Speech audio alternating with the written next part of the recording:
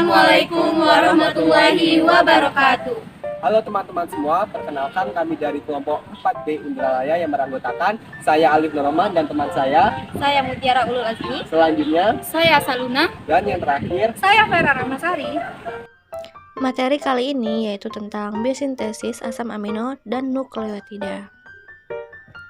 Adapun tujuan pembelajarannya yaitu mahasiswa mampu menerapkan pemikiran logis, kritis, sistematif, inovatif dalam konteks peranan metabolisme asam amino dan nukleotida dalam kehidupan sehari-hari.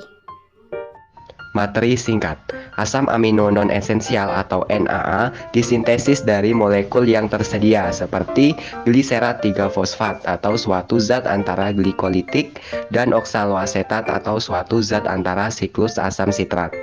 Asam amino yang harus disediakan dalam makanan disebut sebagai asam amino esensial atau EAA. Jalur sintesis asam amino sangat beragam, tetapi mereka memiliki satu fitur umum.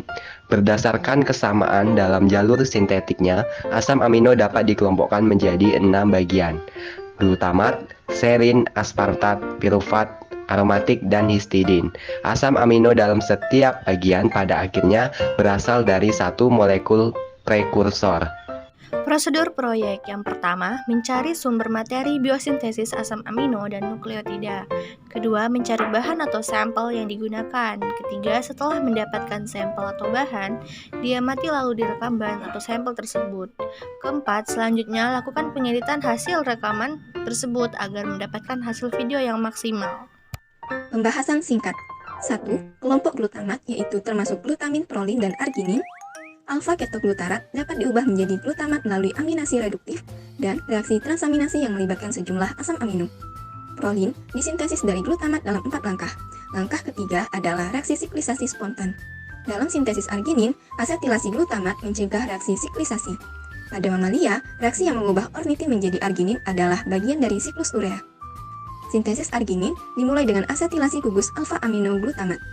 N-asetilglutamat kemudian diubah menjadi ornitin dalam serangkaian reaksi yang mencakup fosforilasi, reduksi, transaminase, dan deasitalisasi atau penghilangan gugus asetil. Reaksi selanjutnya, di mana ornitin diubah menjadi arginin adalah bagian dari siklus urea. 2. Biosintesis serin. Anggota kelompok serin ini adalah serin, glisin, dan sistein. Dimulai dengan oksidasi gliserat 3-fosfat. Produk yang mengandung karbonil 3-fosfohidroksipirufat kemudian mengalami reaksi transaminasi dengan glutamat untuk menghasilkan 3F3 3-fosfoserin. Hidrolisis 3-fosfoserin menghasilkan serin. Serin hidroksimetil transferase mengkatalisis konversi serin menjadi glisin dan N5. N10 metilen THF. Serin menghambat gliserat 3-fosfat dehidrogenase reaksi pertama dalam jalur tersebut. 3. Keluarga aspartat. Anggota pertama dari keluarga asam amino aspartat yaitu aspartat transaminase atau AST, juga dikenal sebagai glutamat oksaloasetat transaminase atau GOT, adalah aminotransferase yang paling aktif ditemukan di sebagian besar sel di mitokondria dan sitoplasma. Reaksi dikatalisis AST bersifat reversibel dan secara signifikan mempengaruhi aliran karbon dan nitrogen di dalam sel. Misalnya, kelebihan glutamat diubah menjadi AST menjadi aspartat. Aspartat kemudian digunakan sebagai sumber nitrogen atau untuk pembentukan urea dan OAA perantara siklus asam sitrat.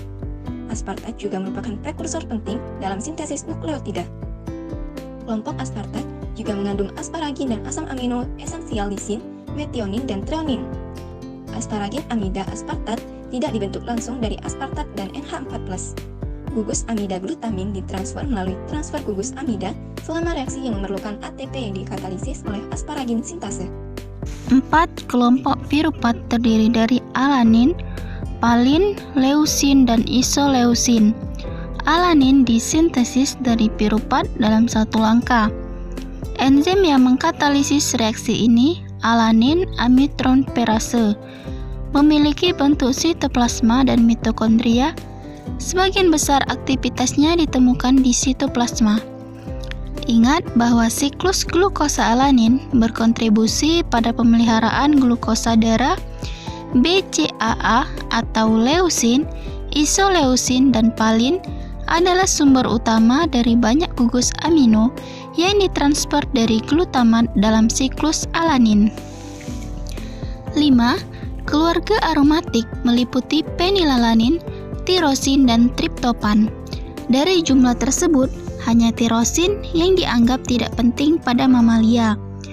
Penilalanin atau tirosin diperlukan untuk sintesis dopamin, epinefrin, dan norepinefrin, kelas penting dari molekul biologis kuat yang disebut sebagai katekolamin.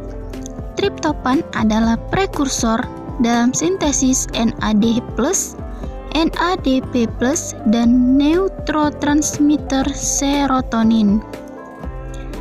6. Keluarga histidin pada manusia dan banyak hewan histidin harus disediakan oleh makanan. Histidin berkontribusi besar pada struktur dan fungsi protein karena sifat kimianya yang unik.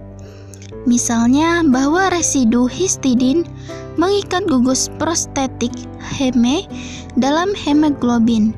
Selain itu, histidin sering bertindak sebagai asam umum selama reaksi yang dikatalisis, enzim transaminasi, fosforolisis, dan oksidasi. Kesimpulan, asam amino terdiri dari dua macam, yaitu asam amino non-esensial dan asam amino esensial. Berdasarkan kesamaan dalam jalur sintetiknya, asam amino dapat dikelompokkan menjadi 6 keluarga, yaitu glutamat, serin, aspartat, pirufat, aromatik, dan histidin. Perantara dalam jalur metabolisme pusat menyediakan molekul prekursor kerangka karbon yang diperlukan untuk sintesis setiap asam amino. Nah, itu tadi video penjelasan siklus asam sitrat dari kelompok kami. Terima kasih telah menonton. Kami akhiri. Wassalamualaikum warahmatullahi wabarakatuh.